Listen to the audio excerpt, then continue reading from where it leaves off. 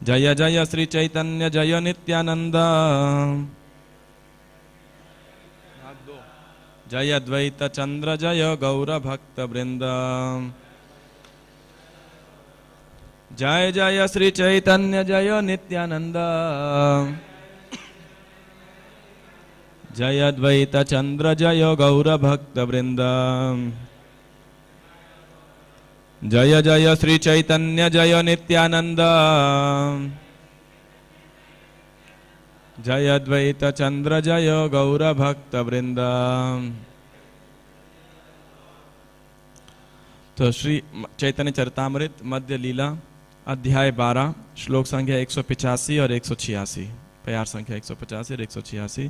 अध्याय का शीर्षक है गुंडीचा मंदिर की सफाई।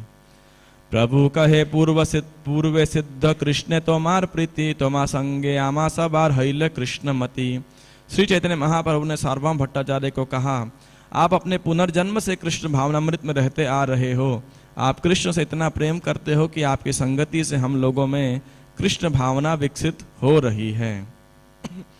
आज का श्लोक 186।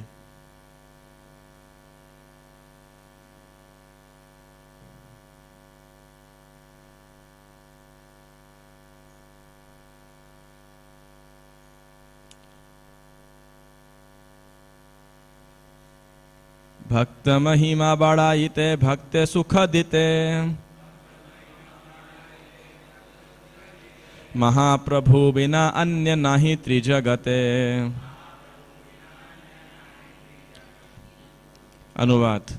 इस तरह तीनों लोकों के भीतर श्री चैतन्य महाप्रभु के अतिरिक्त ऐसा कोई अन्य व्यक्ति नहीं है जो भक्तों की महिमा को बढ़ाने की इच्छा रखता हो और उन्हें संतोष प्रदान करता हो। तात्पर्य, एक लाइन का तात्पर्य है, इस संबंध में कपिल देव तथा देवहूति के मध्य हुई भक्ति विषयक वार्ता देखनी चाहिए जो श्रीमद् भागवत के तृतीय स्कंध में पाई जाती है। श्रील प्रभुपाद की जय। जय श्री राधा राधिका भगवान की जय, श्री जगन्नाथ बल्ले सुभद्रा माई की जय, कृष्ण बलराम की जय, श्री गौर निताय श्रील प्रभुपाद की जय। तो ये जो अध्याय है गुंडीचा मंदिर की सफाई, इसके अंदर कई मुख्य प्रसंग अभी तक आ चुके हैं। सबसे पहला प्रसंग आया था कि श्री चैतन्य महाप्रभु प्रताप रुद्र को कृपा नहीं दे रहे थे और प्रताप रुद्र की उत्साह, उसकी तीव्रता बढ़ती जा रही थी। भक्तों से निवेदन कर रहे थे। रामानंद राय आते हैं। रामानंद राय महाप्रभु को विचार करते हैं कि ठीक है, अगर इनको नहीं दे रहे तो कम से कम इनके पुत्र को कृपा दीजिए। तो महाप्रभु उनके पुत्र को कृपा देते हैं। और उसके बाद रथ यात्रा का उत्सव आता है। तो उसके रथ यात्रा के एक दिन पहले भक्त लोग गुंडीचा मंदिर की सफाई करते हैं, भगवान के आगमन की तैयारी करते हैं। और उस सफाई के विषय में हमने सुना।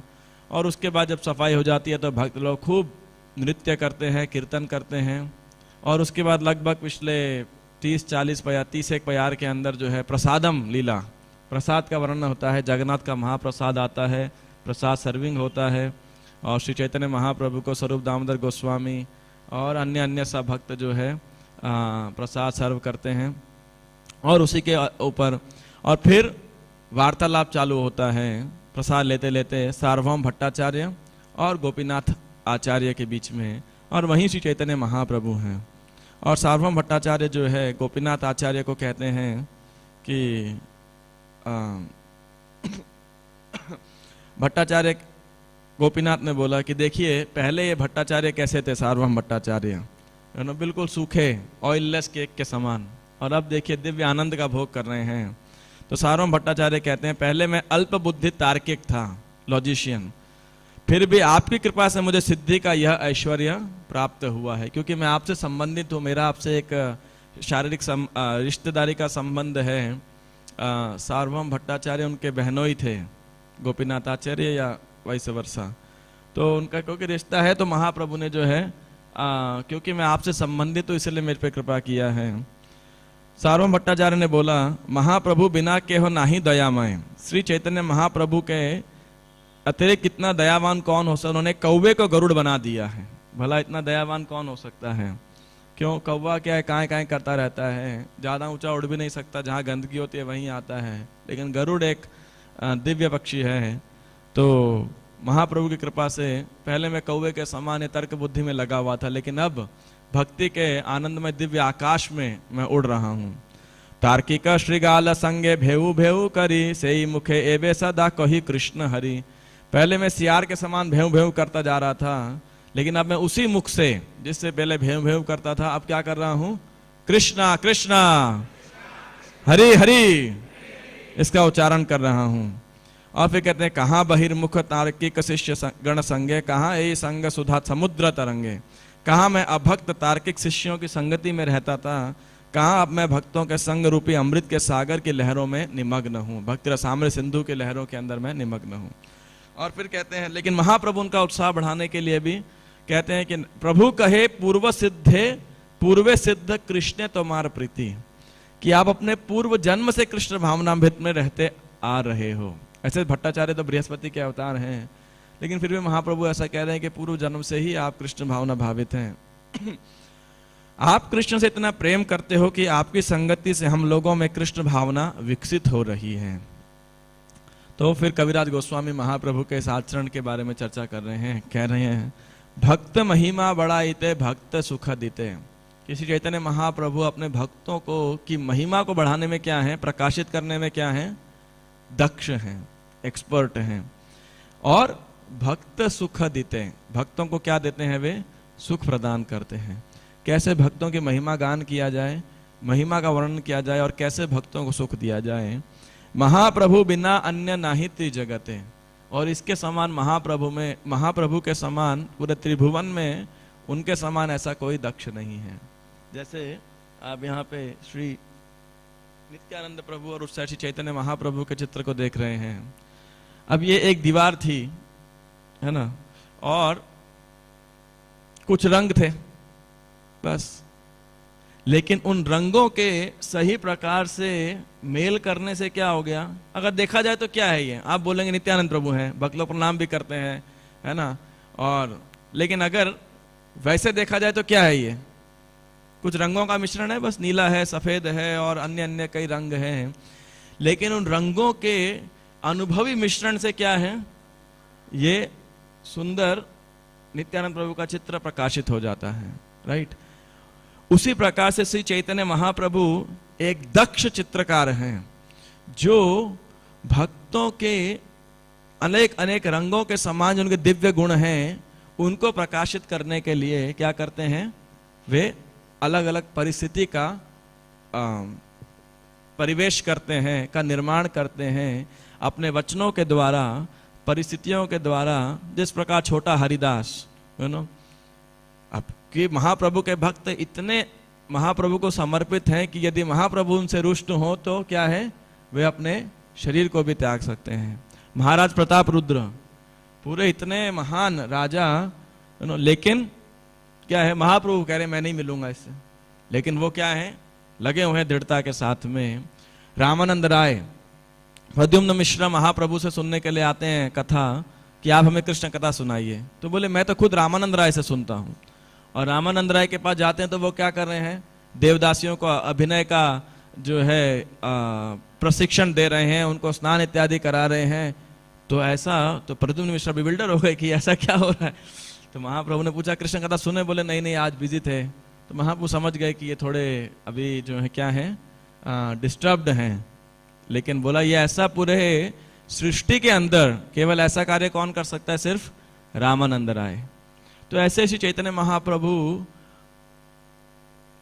हर परिस्थिति के द्वारा अपने भक्तों के उत्तम गुण को प्रकाशित करते हैं। और यही बात कविराज गोस्वामी कह रहे हैं, भक्त महिमा बढ़ाइते भक्ते सुख देते, महाप्रभु बिना अन्य नाहि त्रिजगते, है ना। पूरे तीनों लोकों के अंदर ऐसा कोई नहीं है। अब प्रभुपाद जी कह रहे हैं कि इसके विषय में हमें क्या देखना चाहिए, तीसरे स्कंद के अंदर भगवान कपिल देव और माता देवहूति के विषय में हमें इसमें और चर्चा प्राप्त होती है। तो भगवान कपिल देव स्वयं अपने भक्तों का गुणगान कर रहे हैं। तो माता देवहूति के इस प्रश्न का उत्तर देने के लिए कि कैसे भौतिक आसक्ति से जो है व्यक्ति निकल सकता है, इस आसक्ति को कैसे काट सकता है, इसके उत्तर में कपिल देव जी क्या कहते हैं, प्रसंगम अजरम पाशम आत्मनः कवयो विदोष एव साधुषु कृतो मोक्ष द्वारम अपावृतम।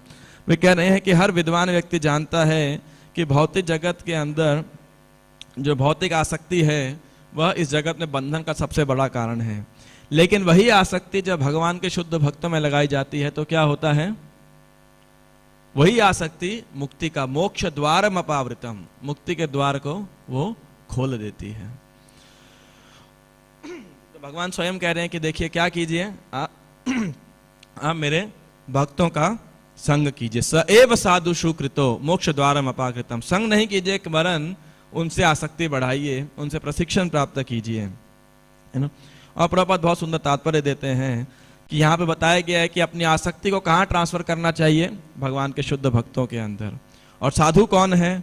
साधु वो नहीं है जिसने गेरुए वस्त्र धारण किए हैं, लंबी दाढ़ी रखे है, तिलक धारण किया है ना। लेकिन साधु वो है, प्रभुपाद जी कह रहे हैं, जो कि भक्ति के नियम में बहुत गंभीरता से लगा हुआ है ना। और भगवान श्री कृष्ण में उसकी क्या है? विशेष दृढ़ श्रद्धा है ना। तो श्री चैतन्य महाप्रभु कह रहे हैं लवमात्र साधु संग सर्व सिद्धि है। और फिर अगले 3 श्लोकों के अंदर भगवान कपिल देव अपने भक्तों के गुणगान कर रहे हैं, उनके गुणों का गुणगान कर रहे हैं, वर्णन कर रहे हैं कि साधुओं के, महात्माओं के क्या गुण होते हैं। बहुत ही फेमस श्लोक है ये।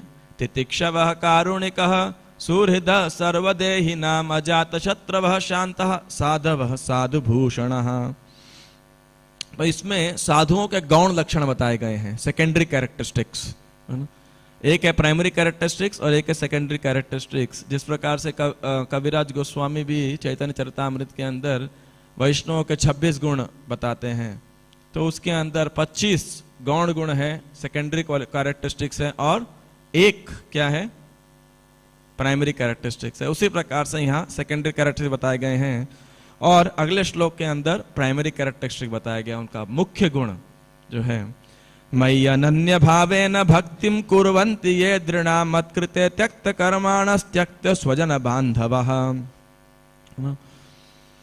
इसमें बताया गया है जो मुख्य लक्षण कि ऐसे साधु हैं वो क्या हैं? मयि अनन्य भावेन भक्ति कुर्वन्ति ये दृढ़ा, कि जो साधु हैं वे क्या करते हैं? दृढ़ता के साथ मेरे स्टॉन्च डिवोशनल सर्विस के साथ मेरी भक्ति में लगते हैं। अनन्य भावेन भक्तिम कुर्वन्ति ये दृढ़ाम मत कृते त्यक्त कर्माणस।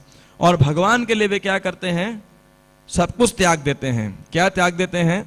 भौतिक सभी चीजों को। त्यक्त स्वजन बांधवः, वे अपने पारिवारिक आसक्तियों को, अपने रिश्तेदारों को, अपने मित्रों को, ऐसे जितने भी भौतिक संग हैं उन सब का क्या करते हैं? वे त्याग कर देते हैं।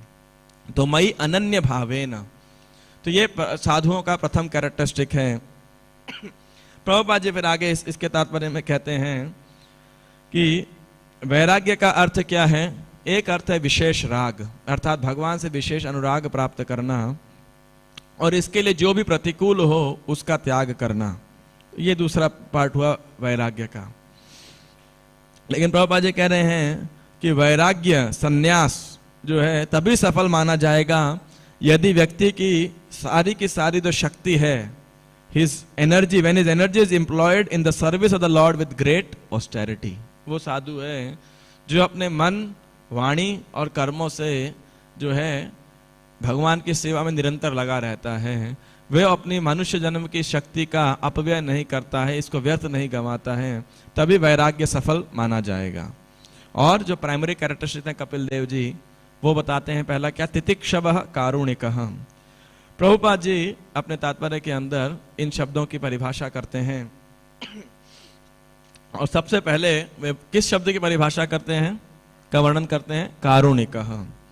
A sadhu is a devotee of the Lord. His concern is to enlighten people in devotional service to the Lord. That is his mercy. एक साधु का क्या है? वह बहुत करुणावान होता है। वह जानता है कि बिना भगवान की भक्ति किए लोग इस संसार में कभी सुखी नहीं रहेंगे, मनुष्य जीवन व्यर्थ जाएगा।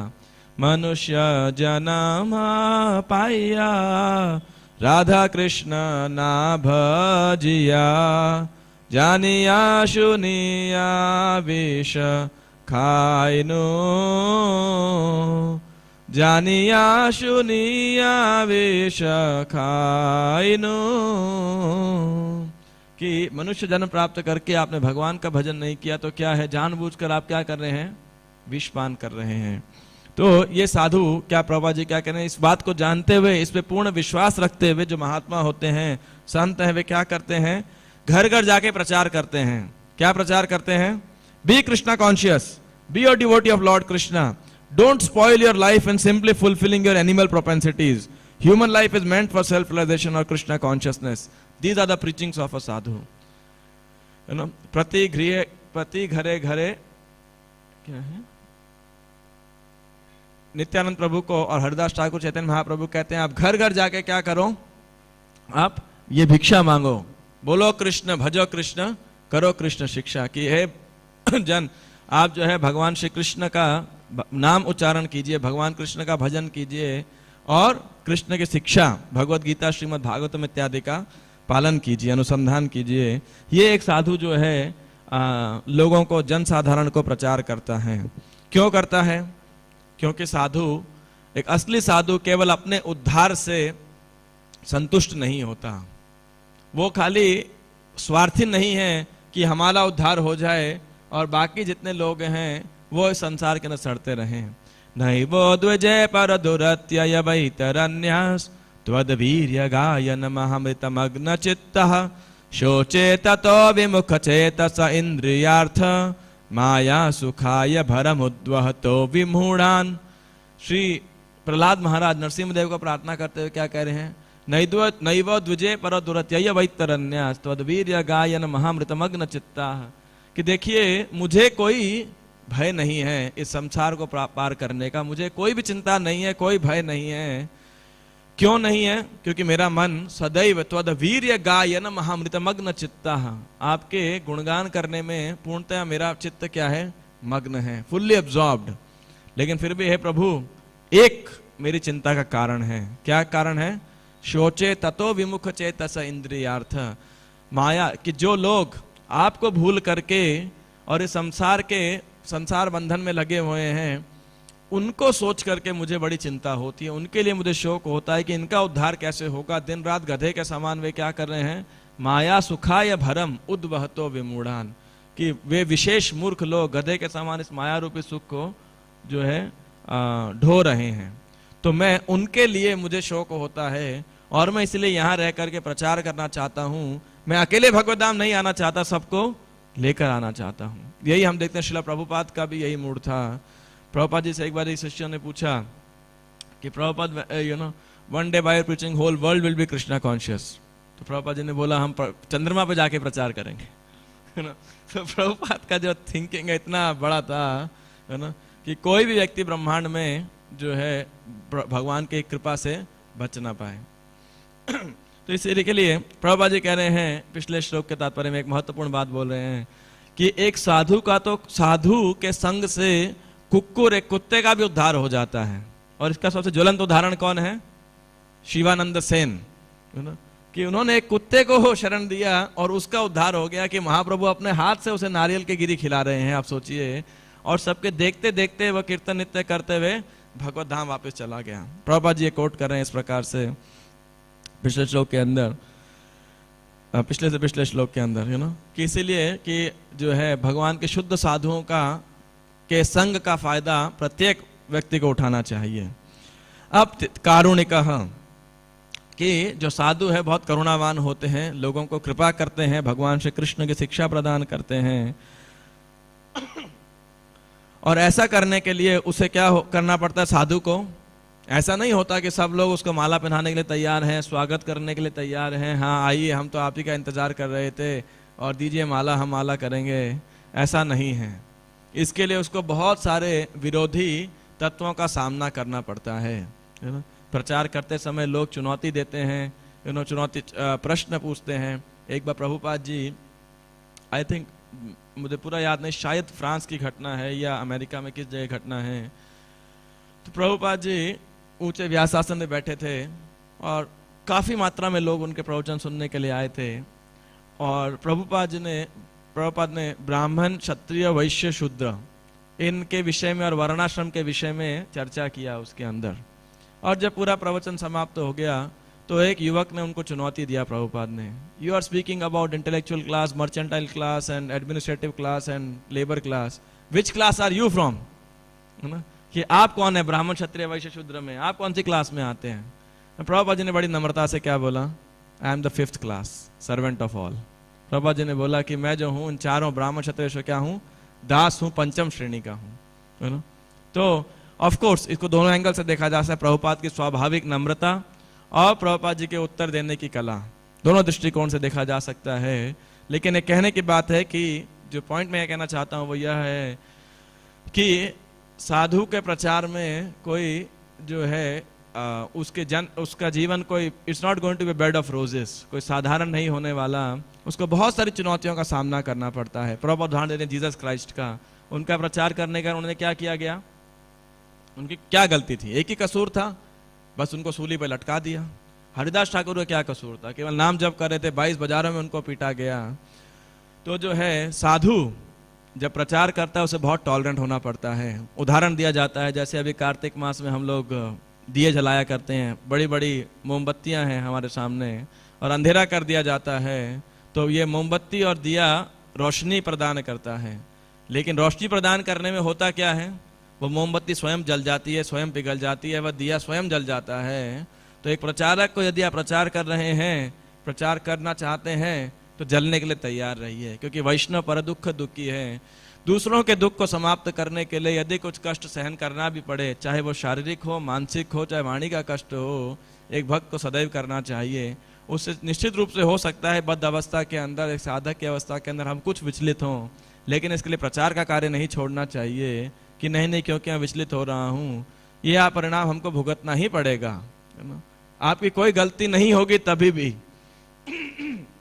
चाहे वो नास्तिक लोग हों, चाहे जिनको आप प्रचार कर रहे हों वे स्वीकार ना कर पाए, अनेक प्रकार से हमको अपोजिशन आ सकती है।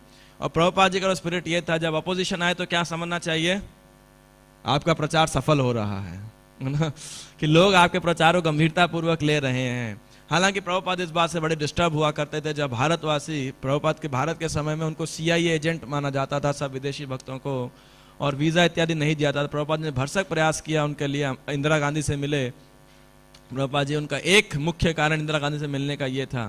और प्रभुपाद के इस प्रयास से कई अमेरिकी भक्तों को जो है वीजा अवश्य मिला, नहीं तो शायद 3 महीने या 6 महीने का उस समय नियम था, तो कोई भी भारत के अंदर रह करके सेवा नहीं कर पाता था क्योंकि वीजा एक्सपायर हो जाता था।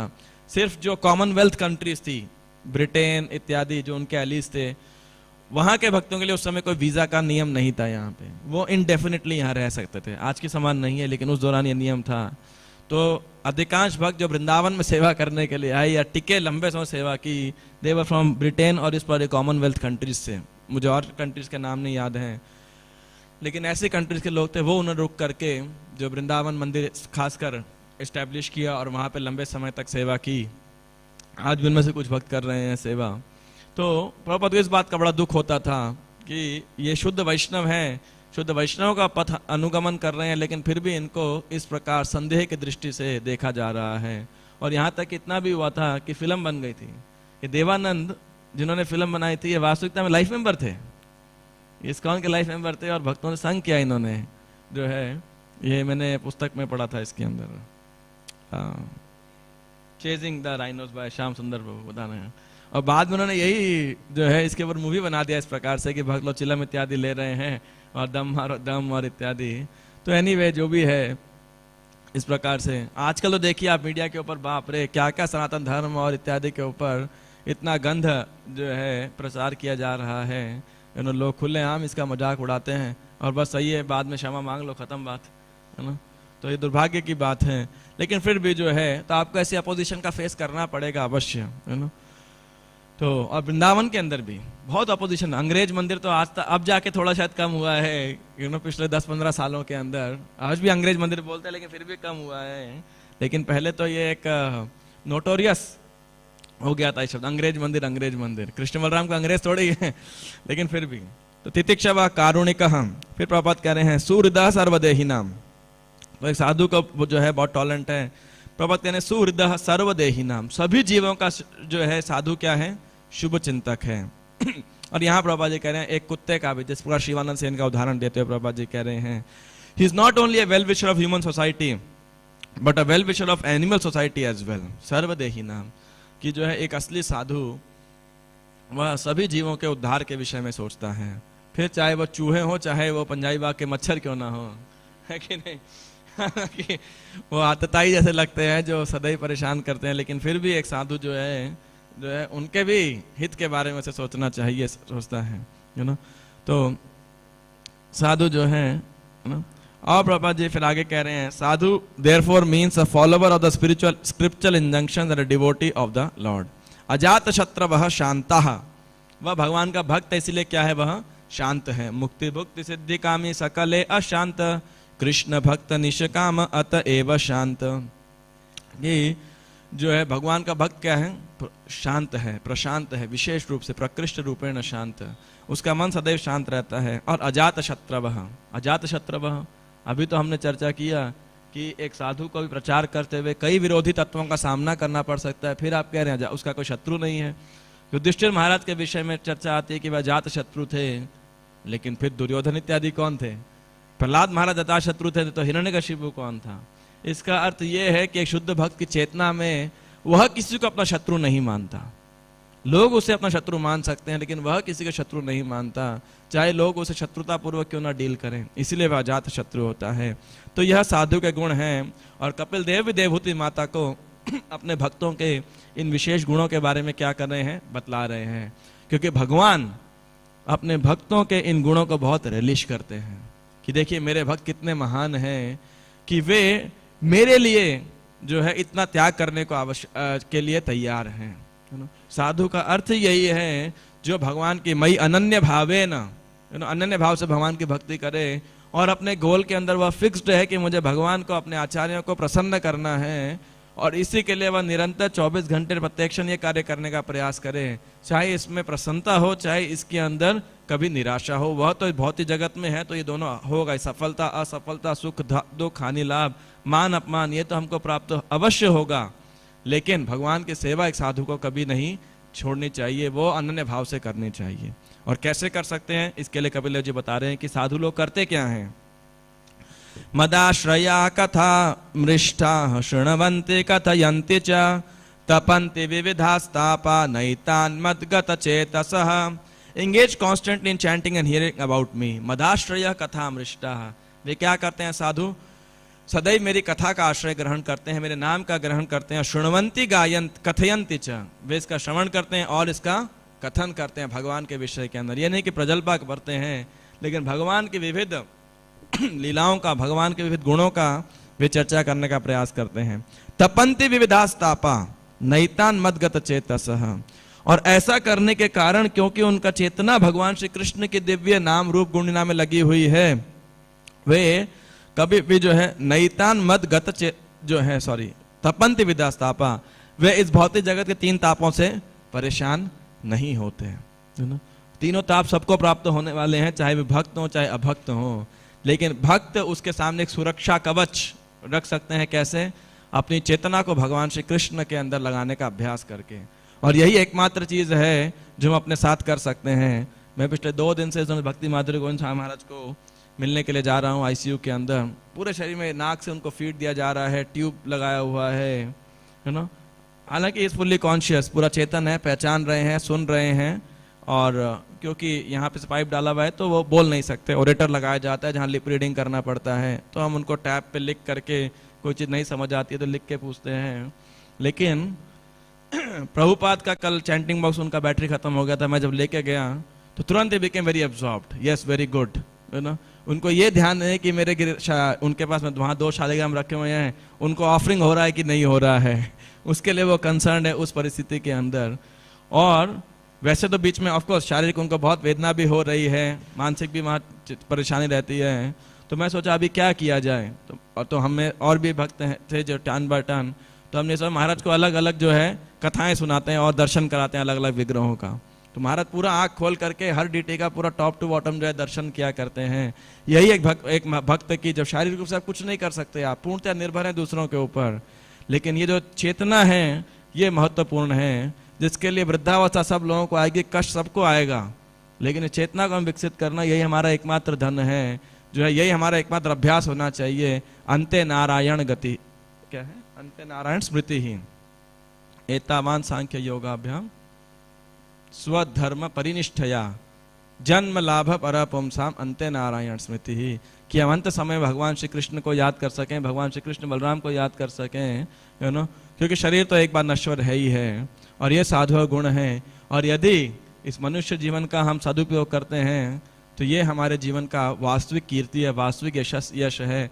नहीं तो लोग कीड़े मकोड़ों के समान पैदा होते हैं और मर जाते हैं, लेकिन भक्त बन गए, इस मनुष्य को सार्थक किया तो वो हमारी शाश्वत कीर्ति है। और इसीलिए भगवान की विशेष कृपा है कि इस प्रकार के महोत्सव, कार्तिक, आज बहुलाष्टमी है, आगे गोवर्धन पूजा, दीपावली, अनेक अनेक उत्सव, अभी एकादशी इत्यादि, ताकि हम भगवान का भजन कर सकें मई अनन्य भावेन, और उसके अंदर और दृढ़ता से लग सकें।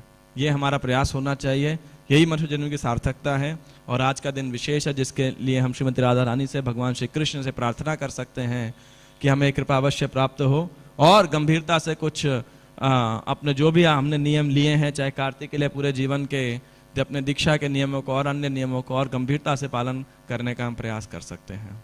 तो किसी का कोई प्रश्न या टिप्पणी हो तो आप बता सकते हैं। यस प्रभु।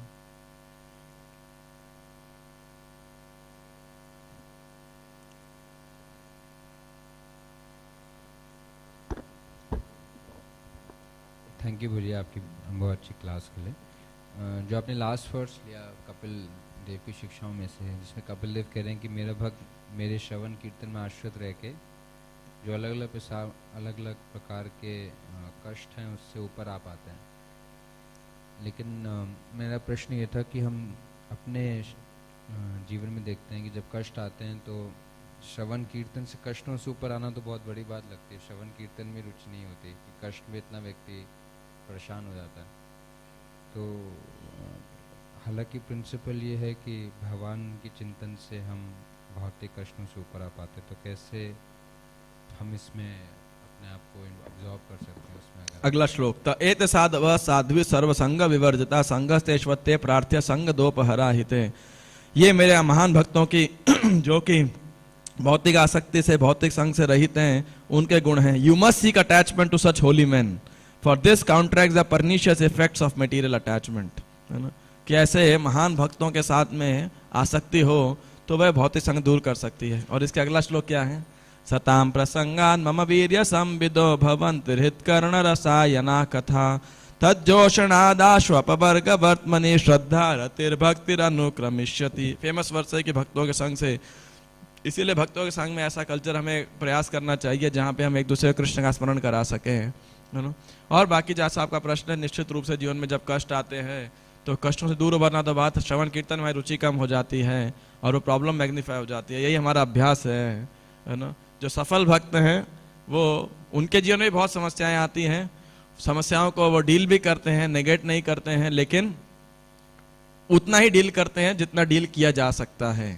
और अपने समय को वो जो है रेगुलेटेड अमाउंट के अंदर, डिसिप्लिनरी वे के अंदर जो है भगवान की सेवा में लगाते हैं। उससे अपने आप को किसी परिस्थिति के अंदर विलग नहीं होने देते हैं। इसे कई अनेक उदाहरण हैं, जैसे गोपाल कृष्ण महाराज आप देखिए, है ना।